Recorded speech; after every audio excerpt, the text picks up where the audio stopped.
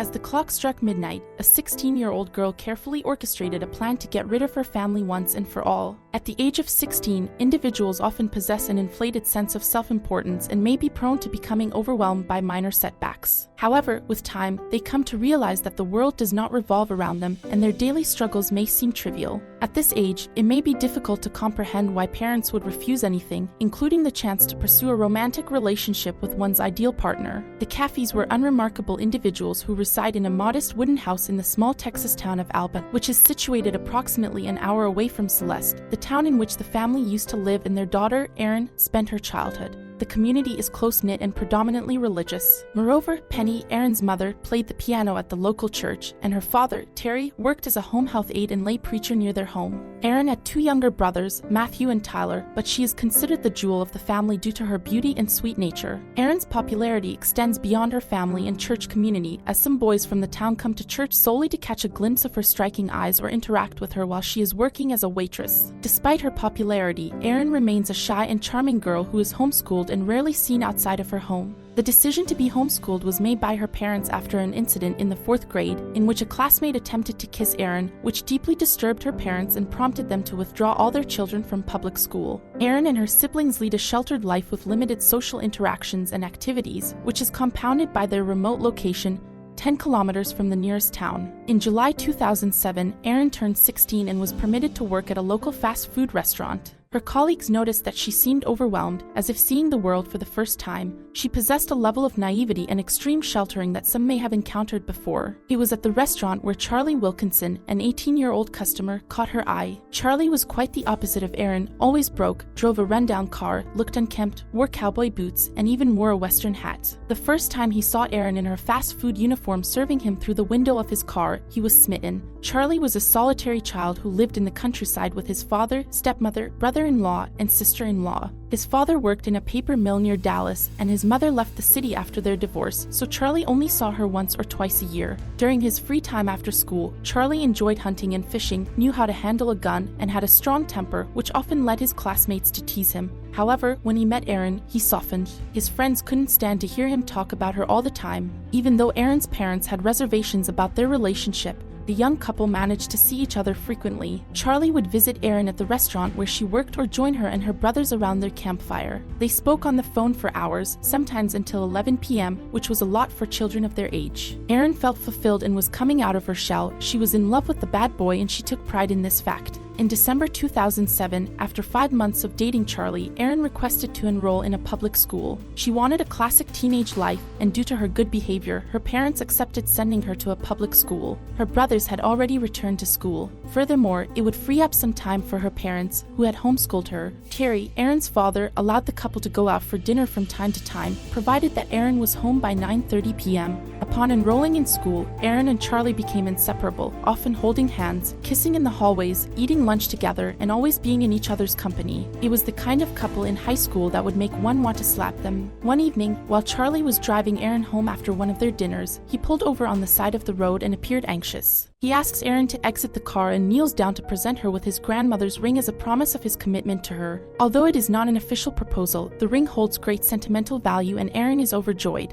However, her happiness is short-lived. In addition, at a church reception a few days later, Erin's mother Penny notices the ring on her daughter's finger and inquires about its origin. Erin explains that it is a promise ring from Charlie and emphasizes that it is not official. Penny is horrified and shares her concerns with her husband Terry. Erin's father Terry decided to confront Charlie on the basketball court near the church, questioning his intentions with their daughter given her young age. Terry had hoped their relationship was a teenage crush, but he is alarmed at how quickly this relationship has progressed. Charlie's lack of respect towards them, as evidenced by his failure to greet Penny upon her return home from work, further exacerbates their concerns. On February 27, 2008, distraught over her daughter's changing behavior and increased rebellion since beginning her relationship with Charlie, Penny confides in her sister. Her sister suggests she examine Charlie's social media accounts to gather more information about him, in order to form a more complete judgment for the young boy. In 2008, due to not having a personal computer similar to every middle-class family, Penny went to the local library where she could access the internet and check Charlie's MySpace account and his presence on the internet.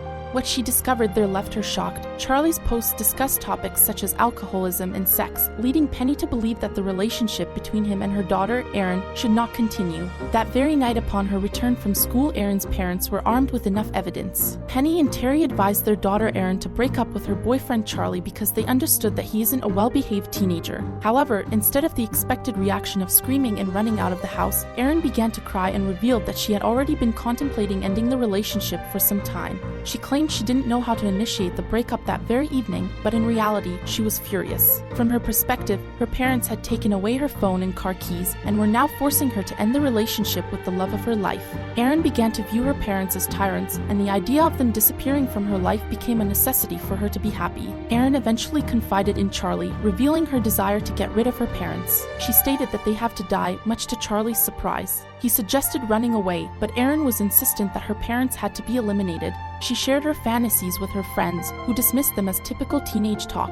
However, this desire to eliminate her family was not a new development. Erin had previously discussed the idea with her ex-boyfriend, Michael Washburn. In secret, she began to organize a detailed plan with Charlie, offering Charlie's friend Charles Wade $2,000 for helping them with the murder execution. Even Charlie's girlfriend, Bobby Johnson, who was 18 years old, was drawn into Erin's macabre scheme. On March 1, 2008, at approximately 2 a.m., Erin, Charlie, Bobby, and Charles arrived at the house in a car. Charlie and Charles were tasked with committing the murders while the girls waited in the car. Before leaving the vehicle, Charlie informed Erin that he would have to kill her brothers as well to eliminate any witnesses, to which Erin callously replied, "I don't care. Do what you have to do." On the other hand, Terry, Erin's father, was awakened by strange noises but had no time to react before Charlie and Charles entered his room. One of them was wielding a samurai sword while the other had a gun. Penny, Terry's wife, was shot first, and then Terry attempted to protect himself by throwing himself to the floor. He was in excruciating pain all over his body, especially his head, as if he had been shot in the face. Despite his attempts to stay quiet, he couldn't help but hear as the perpetrators continued to stab Penny repeatedly with their sword until she was nearly decapitated.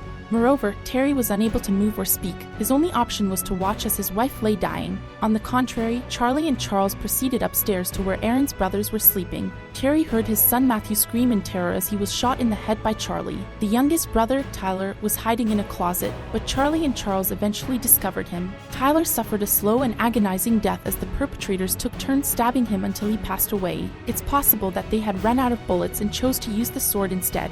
After carrying out their plan, the perpetrators ransacked the Caffey family's house in search of valuable items before dousing the furniture with lighter fluid and setting the entire house ablaze. The Caffey family's nearest neighbor, Gaston, a sturdy 50-year-old man, appears concerned when he answers the doorbell the next morning. Lying on the floor of Gaston's living room was his neighbor, Terry Caffey, who sustained 5 gunshot wounds to his head, shoulder, and back, leaving his body and face heavily covered in blood. Despite the cold, Terry was wearing only a t-shirt and pajama bottoms and had one wet sock. The previous night, Terry had awoken to find his home on fire and managed to escape through a window. Despite his injuries, he crawled 500 meters from his home to the nearest neighbor's house as if he had been left for dead. This journey took him nearly an hour, during which he almost drowned in the stream between the two homes. When Sheriff's Deputy Terrace arrived, Terry informed them they're all gone. Charlie Wilkinson came after my family. After multiple surgeries, Terry recovered and provided the sheriff's deputies with his account of what had transpired, including his assertion that Charlie Wilkinson was responsible for his family's murder. Terry was overjoyed to learn that his daughter, Erin, had survived, giving him a renewed sense of hope. Unfortunately, his hopes were dashed when, just half an hour later, he discovered that Erin had ordered the killing of her entire family. Additionally, Erin is later discovered in Charlie's caravan in a state of shock, and she immediately claims, "You know, I was kidnapped right after the murders. I don't know why they kept me alive, but I was kidnapped. So, you know, I didn't see anything. I woke up in a smoky house. There were people with swords dressed in black. They asked me to lie on the floor. I don't remember the journey to the caravan at all, but all I know is that I tried to call my friend Charlie." The investigators are perplexed, as Erin, who had not changed her clothes since the day before, does not have the smell of smoke on her less than 24 hours after the murders at the Caffey residence. Within hours of the authorities' intervention at the Caffey residence at 4:46 p.m., the 4 suspects were taken into custody at 4:48 p.m., and they all confessed. The story of Erin's kidnapping fell apart quickly when Charlie Wilkinson and Charles Wade both told the police that the murders were Erin's idea. The question remains, why did Erin do it? British journalist Piers Morgan interviewed Erin as part of the Killer Women program, where women who kill are interviewed. Erin revealed that she was named the funniest person at a Christian youth camp. So what happened between that moment and the moment when she committed these murders? Erin replied, "I suppose it all comes down to, when I look back at my choices, I know it was just stupid. I mean, why didn't he beat me or starve me to death? but I did it anyway. Initially, prosecutors sought the death penalty against Charles Wilkinson and Charles Wade, but Terry Caffey, who still believed in the forgiveness that his faith had taught him, asked that the death penalty not be applied. The two teenagers were sentenced to life imprisonment without the possibility of parole. Erin Caffey was also sentenced to life imprisonment, with the possibility of parole after 40 years in prison. Terry Caffey not only lost his wife and sons, but eventually his daughter as well. He spent a lot of time at his sister's and had nothing left, living on a couch, with all of his belongings in a cardboard box. He suffered from depression to the point of questioning his religion and planning his own suicide, but found peace in the hands of God. Terry insisted on maintaining a relationship with his daughter, the person who tried to have him killed, and is the only one who still visits her in prison. During a visit to the ruins of his family home, he stumbled upon an intact page from a Bible that contained a message of encouragement, inspiring him to persevere. The story of Erin Caffey is a tragic one, as it involves a young girl who seemingly had everything going for her, with strict but not abusive parents, yet still chose to take their lives out of misguided love. It is truly tragic. Thank you for listening, and don't forget to follow for more crime stories.